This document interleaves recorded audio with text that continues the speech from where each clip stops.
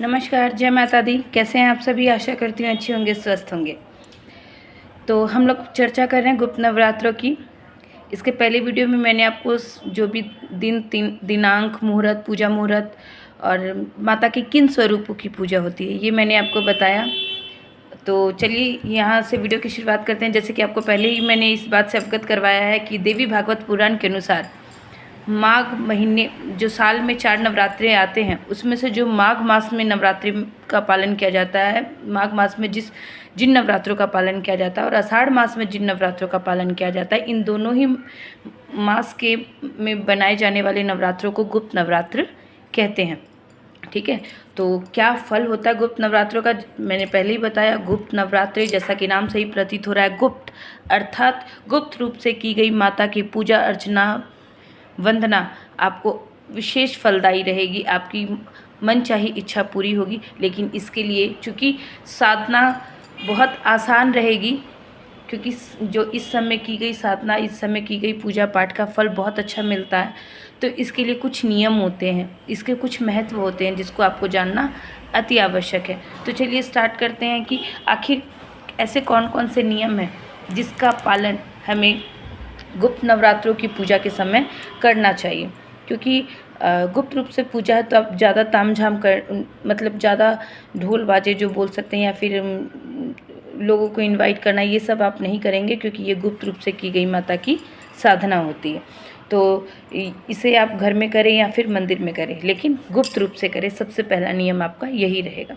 दूसरा नियम, अगर आप इसे ब्रह्म मुहूर्त में करें तो ये अत्यंत फलदायी होगा, और ऐसे समय करें जिस समय ज़्यादा आपको रोका टोका ना जा रहा हो। ठीक है, अगर आपने दीक्षा ली हुई है तो आपको निर्वाण मंत्र का जाप अवश्य करना चाहिए। आपको माता दुर्गा के 108 नाम का पाठ अवश्य करना चाहिए। ये 108 नाम आपको माता के दुर्गा सप्तशती में भी आपको मिल जाएंगे। इसके अलावा आप माता के 32 नामावली को भी पढ़ सकते हैं। ठीक है, ये भी आपको यूट्यूब पे आराम से मिल जाएगा। और जो मैं करती हूँ वो भी आप आराम से कर सकते हैं। वो है चमन भारद्वाज द्वारा लिखी गई दुर्गा सप्तशती का पाठ आपको अवश्य करना चाहिए। मैं ये प्रेफर इसीलिए कर रही हूँ क्योंकि इसकी जो लैंग्वेज है वो बहुत ही सरल है, बहुत ही सुंदर है, और पाठ करते ही लगता है कि जैसे देखिए, ऐसे मैं किसी भी राइटर की बुक्स का कोई अपमान नहीं कर रही, बस मैं जो भाषा सरल हो सके और मैं अपने व्यूअर्स को वो रेकमेंड कर रही हूँ कि चूँकि मैं भी पढ़ती हूँ तो मैं वही चाहूँगी कि अगर आपको किसी और बुक की भाषा कठिन लगती हो तो आप दुर्गा सप्तशती का पाठ, चमन भारद्वाज द्वारा लिखी गई दुर्गा सप्तशती का पाठ कर सकते हैं। इसकी भाषा अत्यंत ही सरल है। ठीक है, तो चलिए विधि क्या हो सकती है, एकदम आसान सी बताने जा रही हूँ। सबसे पहले आपको कोशिश करना है कि अगर आप ब्रह्म मुहूर्त में नहीं भी उठते तो आपको नवरात्रों के 9 दिन ब्रह्म मुहूर्त में उठना चाहिए। अपने सारे गृहस्थ के कार्यों से निवृत्त होकर आपको स्नान करना चाहिए। स्नान करने के बाद जब आप पूजा कक्ष में जाएं आप पूजन के लिए, तो सबसे पहले आपको गणेश भगवान को मतलब संकल्प लेना चाहिए, और सबसे पहले आपको गणेश वंदना करनी चाहिए। गणेश भगवान को मनाना चाहिए कि प्रभु मैं माता रानी के 9 दिनों के ऐसे नवरात्र किस तरीके से आप कर रहे हैं उस तरीके का संकल्प लीजिएगा कि मैं ऐसे करूँ। और उसके बाद आपने जो भी हाथ में जल और अक्षत लिया है वो प्रभु के सम्मुख छोड़ दीजिएगा। उसके बाद आपको क्या करना है कि आपको एक छोटी सी चौकी तैयार करनी है, जिस पे आपको लाल रंग का कपड़ा लगाना है, लाल कपड़ा बिछाना है, और उसके ऊपर आपको अक्षत से अष्टदल कमल बनाना है, और उस पर माता रानी की जो भी आपके पास फ़ोटो है या फिर आपके पास जो भी माता रानी की मूर्ति है आपको उन्हें स्थापित करना है। अगर आपकी मूर्ति है माता रानी की तो आप उनका पंचाभिषेक कर सकते हैं, और अगर आपके पास उनका कोई तस्वीर है या फिर कोई पट है उनकी, तो आप उसमें फूलों से पंचामृत के छींटे उस पर दे सकते हैं। इसके बाद आपको कलश स्थापना करनी है। जैसे कि आपको पहले ही बताया कि राहु काल के समय आपको कलश स्थापना नहीं करनी है। राहु काल का क्या समय है, क्या पूजा का मुहूर्त है, इसके लिए आप इसके ठीक पहले वाली वीडियो को जाके ज़रूर वॉच करिएगा। ठीक है, तो इसके बाद आपको कलश स्थापना करनी है। कलश स्थापना के बाद आपको क्या करना है कि 2 दिए लगाने हैं, एक दिया घी का और एक दिया तेल का। ठीक है, उसके बाद आपको माता पे फूल चढ़ाना है, उनको तिलक करना है, उनको 16 श्रृंगार अर्पित करने हैं, उनको भोग प्रसाद चढ़ानी है। मतलब स्पष्ट शब्दों में यथाशक्ति तथा भक्ति, आप जितना सक रहे हैं उतना आप करिए। अगर आप अच्छे अमाउंट में सब कुछ ला के कर सकते हैं, आप विस्तार रूप से कर सकते हैं, करिए, लेकिन ज़्यादा मतलब इस तरीके से नहीं करिएगा कि मैंने नवरात्रों का व्रत रखा है, मैंने नवरात्रों का व्रत रखा है, मतलब जिससे भी आपकी बात हो रही है आप उनको ये बात बता रहे हैं, तो ये सब आप नहीं करिएगा। आपको गुप्त रूप से रहना है। आपको माता के सामने आप जितनी आपकी इच्छा है आप माता को श्रृंगार करिए, आप माता के लिए भोग प्रसादी बनाइए, आप माता के लिए नए नए वस्त्र लाइए, नए नए मतलब जितना आप कर सकते हैं आप माता के लिए वो करिए, क्योंकि माता हमारे घर आई हैं, आप हमारे पास मौका है, हम माता की सेवा कर सकते हैं, तो आप वो सब करिए।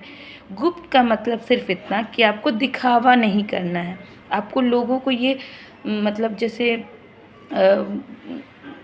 और नवरात्रों में, जैसे शारदीय नवरात्रों में होता है, सब जगह पेंडल्स लगते हैं, माता को धूमधाम से वंदना होती है, तो वो उस तरीके के नवरात्र होते हैं। लेकिन गुप्त नवरात्रों में माता की जो साधना है वो गुप्त रूप से करने का विधान होता है।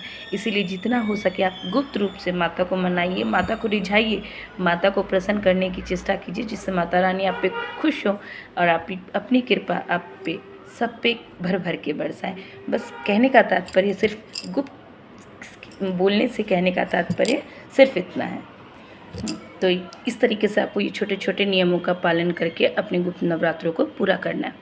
अब बातें कुछ ऐसे बातें जिसे आपको एकदम मतलब भूल से भी नहीं करना है, ठीक है, क्योंकि गुप्त नवरात्रों का फल बहुत ही श्रेष्ठ होता है, लेकिन आपको इसमें सावधानियां भी उतनी ही बरतनी पड़ती हैं। इसीलिए सावधानियां आपको ज़रूर बरतनी चाहिए। सबसे पहले अगर आप व्रती हैं, आप व्रत कर रहे हैं, तो अपने खान पान का विशेष ध्यान रखिएगा। हो सके तो किसी दूसरे के हाथ का खाना अगर आपको उसमें लगे कि उसमें शुद्धता का अभाव हो सकता है, उसमें पवित्रता का अभाव हो सकता है, उसमें मतलब किसी भी तरीके की श्रद्धा का अभाव हो सकता है, तो आप वैसे आप भोजन ग्रहण नहीं करिएगा। आप माता की साधना कर रहे हैं, आप माता की पूजा कर रहे हैं, और अगर संभव हो सके तो आप अपना भोजन स्वयं बनाएं, अन्यथा जिससे भी बनवा रहे हैं उनसे कहिए वो पूरे भक्ति भाव से, प्रेम से आपका भोजन तैयार करें, ठीक है। इसके साथ ही जो भोजन करना है वो सात्विक भोजन करना है, एकदम सात्विक। आप समझ सकते हैं, फलाहार कर रहे हैं, आप एक समय का मीठा भोजन कर रहे हैं, जो भी कर रहे हैं आप एकदम सात्विक भोजन करेंगे। आपको नवरात्रों के दौरान ऐसे तो कभी भी किसी भी कन्या का अपमान नहीं करना चाहिए, लेकिन नवरात्रों में भूल से भी किसी कन्या का, किसी स्त्री का, किसी वृद्ध महिला का अनजाने से भी आपसे कोई अपराध उनके प्रति ना हो, इसका आपको पूरा ध्यान रखना है। आपको जो अपना ऑरा रखना है वो एकदम पॉजिटिव रखना है, सुख शांति का माहौल रखना है, माता के भजन चलाते रहने हैं, और जितना हो सके अपने ऑरा को पॉजिटिव रखें, एनर्जेटिक रखें, भगवान का पूजा अर्चना वंदना करते रहें, सुबह शाम पूजन ज़रूर करें। अगर आपने अखंड ज्योत जलाई है तो उसकी सेवा करें, अखंड ज्योत की भी सेवा करें। सुबह ब्रह्म मुहूर्त में उठे और उठने के बाद सूर्य भगवान को अर्घ्य अवश्य दें। पूजा घर में जितना हो सके लाल कपड़ों का इस्तेमाल करें। चमड़े की वस्तुएं, बेल्ट, पर्स, शूज़, ये सब का इस्तेमाल नवरात्रों में ना करें। पशु पक्षियों पे अत्याचार ना करें, ऐसे तो कभी ना करें, लेकिन नवरात्रों में अगर आपसे भूल से भी ऐसा कुछ होता है ना, तो ये बहुत ही दंडनीय अपराध हो जाता है। इसीलिए कभी भी किसी पशु पक्षी पे अत्याचार ना करें। दोपहर के समय ना सोएं, दोपहर को सोना भी नहीं चाहिए।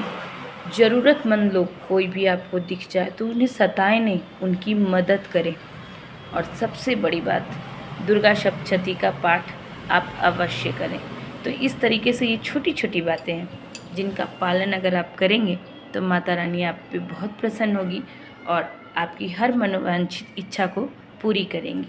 तो आशा करती हूँ अगर अभी गुप्त नवरात्रि आने में थोड़ा समय है, आज 28 जून है और जो गुप्त नवरात्रों की स्टार्टिंग है वो आपको 6 जुलाई से है, तो अभी आपके पास पर्याप्त समय है। आप पूजन अर्चना की सारी सामग्री इकट्ठा कर लें। अगर फिर भी आपको कोई डाउट रह जाता है, और हाँ, एक रेमेडी भी ज़रूर बताना चाहूँगी। अगर आपकी कोई बहुत इच्छा है, आपकी बहुत बड़ी कोई इच्छा है, तो आपको इस नवरात्रि में अखंड ज्योत जलानी है।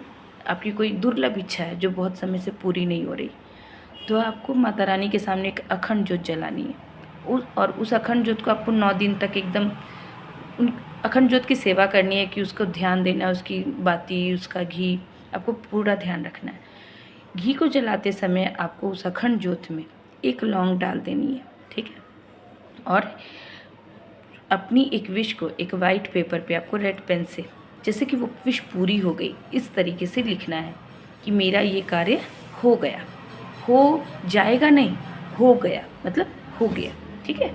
तो ये आपको ऐसे लिख के अपने विश को कि मेरी विश पूरी हो गई, आपको रेड पेन से लिखना है, उसको फोल्ड करना है। और जो माता रानी की आपने अखंड ज्योत जलाई है, ठीक उसके नीचे जब आप अक्षत से, दीपक तो ऐसे नहीं रखते, अक्षत से जब आप दीपक रखने के लिए जब वो अक्षत से तैयार करेंगे तो उसके ऊपर आप अपनी विश रखेंगे, उसके ऊपर थोड़े से फिर अक्षत और फूल रखेंगे, वहाँ थोड़ा सिंदूर से स्वास्तिक बना देंगे और उसके ऊपर आप उस अखंड ज्योत को स्थापित करेंगे।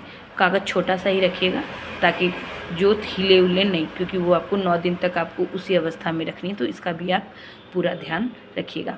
इससे क्या होगा कि आपकी जो भी विश होगी वो अखंड ज्योत से ही अभिमंत्रित होती जाएगी और 9 दिन पूरे होते होते आपको स्वतः ही यह एहसास हो जाएगा कि आपकी विश माता रानी ने कैसे चमत्कारिक रूप से पूरी की है, ये आपको खुद भी नहीं पता चलेगा।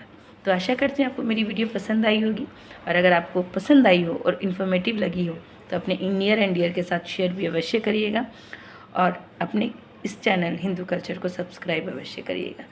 जय माता दी।